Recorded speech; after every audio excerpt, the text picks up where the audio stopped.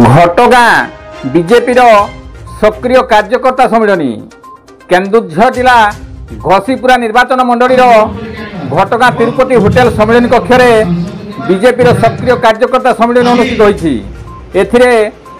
केन्दुझर जिला बीजेपी सभापति सुखदेव महातो, doctor Shambhunath Raut, घटगाँ block सांसद प्रतिनिधि अक्षय कुमार पात्र, बीजेपी जिला संगठन प्रमुख रामचंद्र साहू, सह संगठन प्रमुख देवप्रसाद मिश्र, कृषक मोर्चा साधारण संपादक राजेश सिंह, जिला महिला मोर्चा सभानेत्री ममता सिंह, जिला संपादिका यशस्विनी बल प्रमुख मंचासीन थिले।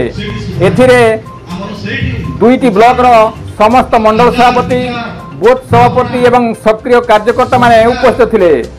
400 रु ऊर्ध्व कार्यकर्ता यही सम्मिलन में उपस्थित थिबा देखा जाइतिला। कविंद्र राज का रिपोर्ट, केडी लुजुरिया।